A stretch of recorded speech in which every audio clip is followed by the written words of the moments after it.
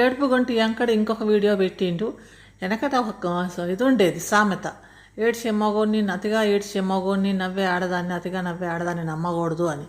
అట్లనే ఉంది, ఒకటే ఏడుపు, ఏందది ఆడంగిలాగా వా వా అనుకుంటా.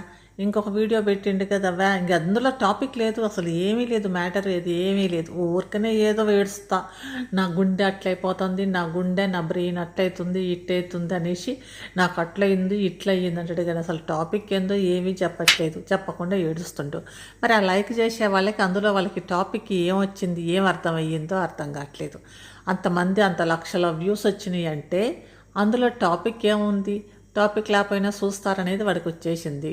కాబట్టి వాడు అట్లనే ఏడుస్తూనే ఉంటాడు, చెప్తూనే ఉన్నాడు కదా ఆయన, నేను నా వీడియోలు నేను ఏడుస్తా, నాకు అదే శాతం అయ్యిద్ది, నేను అంతే ఏడుస్తా, అయినా కూడా నాకు వ్యూస్ వస్తున్నాయి అంటున్నాడు కదా. కాబట్టి ఇంకా ఏడుస్తూనే ఉంటాడు. ఏడిచి ఒక 8 నిమిషాలు 7 నిమిషాలు కొంచెం ఏడ్చిండు. ఏడ్చి ఇంక అక్కడ వేస్తే కనుక అందరు చూసేసి ఇంకా వాడికి లైక్లు అయితే ఓ పొలం అని బాగానే ఒక 1000 లైకులు లాగా వచ్చినట్టున్నాయి. అన్ని లైకులు కొడతానికి అందులో మ్యాటర్ ఏముందో నాకు అర్థం కావట్లేదు. ఇంకా నెక్స్ట్ వచ్చేసి ఇంకా ఆ పెన్లాంకేమో ఎప్పుడో అదే ఆ డెలివరీ అయినప్పుడు ఆ పిక్చర్ ఉన్నట్టుంది, అది పెట్టేసిండు. ఇంక హాస్పిటల్ అంటేనే వాడికి ఏడుపు కదా, హాస్పిటల్లో మెట్టెక్కంగానే ఇంక ఓ ఏదో అయిపోతుంది అని. ఇంకోటి ఏమో లాస్ట్ టైం చెప్పినట్టే ఇంక నెక్స్ట్ అబార్షన్ అని ఇది చేస్తాడు, మొదలు పెడతాడు డ్రామా అని. సో మళ్ళీ కాబట్టి ఇంక మళ్ళీ అబార్షన్ అని మొదలు పెట్టేసిండు. ఇంకా ఈ అబార్షన్ అయిపోయాక ఈ అబార్షన్ డ్రామాని ఎన్ని రోజులు నడుపుతాడో, ఈ సెట్ అంతా ఈ స్క్రిప్ట్ అంతా ఎన్ని రోజులు నడుపుతాడో తెలియదు, అబార్షన్ అయిపోయింది అనే స్క్రిప్ట్ని. తర్వాత మరి ఏ స్క్రిప్ట్, కొత్త స్క్రిప్ట్ అనమాట, ఇంకోటి కొత్త స్క్రిప్ట్ వస్తుంది. ఆ స్క్రిప్ట్లో ఇంకా ఏమి అంటాడంటే, తెలిసిన స్క్రిప్టే లేండి ఏముంది. ఆ తర్వాత ఈ స్క్రిప్ట్ అయిపోయాక హాస్పిటల్ స్క్రిప్ట్నే ఎక్కువ నడిపిస్తాడు. తర్వాత 1-2 స్క్రిప్ట్స్ పిల్లల్ని మేము ఇదేస్తున్నాం అమ్మేస్తున్నాం అది ఇది అంటాడు.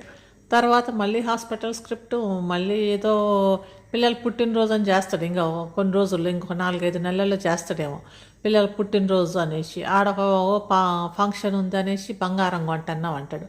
ఆ బంగారం కొంటారో గంగారం కొంటారో తెలియదు. ఇంకా తర్వాత మళ్ళీ మాకు ఏదో చేసేసి అని ఏదో ఒక చిన్న పార్టీ లాగా ఏదో చూపిస్తాడు.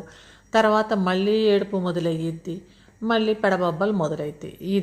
ఇది లచ్చక్క టీవీ కాకుండా పెడబొబ్బలతో ఇవి పెట్టుకుంటే అయిపోయిద్ది. అంత బ్లాబ్లా తుఫు ఏం ఉండదు, ఏడవటం తప్పిస్తే ఈ ఛానల్లో ఏది ఉండదు. కానీ ఇంక దానికి కూడా వ్యూస్ వస్తున్నాయి, బాగానే సంపాదిస్తున్నట్టున్నాడు. ఇంకా ఒక ఇల్లు మారటానికి ఎంత ఏడిచిండు, ఎంత డ్రామా చేసిండు. ఆ సీదిందంతా కూడా ఆ పాతింటి గోడలకి రాసి వచ్చినట్టున్నాడో ఏందో, మరి ఏందో డర్టీగా వచ్చేసిండు. ఇక్కడికి వచ్చేసి ఇంక ఈడకి వచ్చిన దగ్గర నుంచి ఇంక ఇక్కడ ఏడుపు, సింపతి కోసరం ఒకటే ఏడుపు. ఆ ఏడుపు ఏంది, కారణం ఏంది అంటే ఏది ఉండదు. ఇంక ఏడుస్తూ ఉండడం, అందరికీ ఏదో టైంపాస్ కూడా ఆగినట్టు, ఏంది బోర్ కొడుతుంది అనమాట. ఏంది వీడు ఇట్లనే ఏడుస్తూ ఉన్నాడు, ఏమవుతుంది ఏంది అని కూడా తెలవదు. ఇంకా ఏదో ఏడుస్తాడు, ఏడ్చి మా వీడియోలు మా ఇష్టం, మా లాగ్స్ మేము అంటాడు.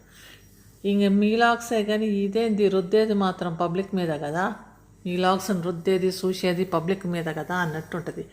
పబ్లిక్ కూడా చూస్తూనే ఉంటారు. ఇది ఎట్లుందంటే, అయ్యో నా ముక్కు నిండిందే, నా చేత్తో నేను చీదుకోవాల్సి వస్తుంది, పక్కోడేవాడని ఇయ్యట్లేదు అన్నట్టు ఉంది వీడి వ్యవహారం చూస్తుంటే.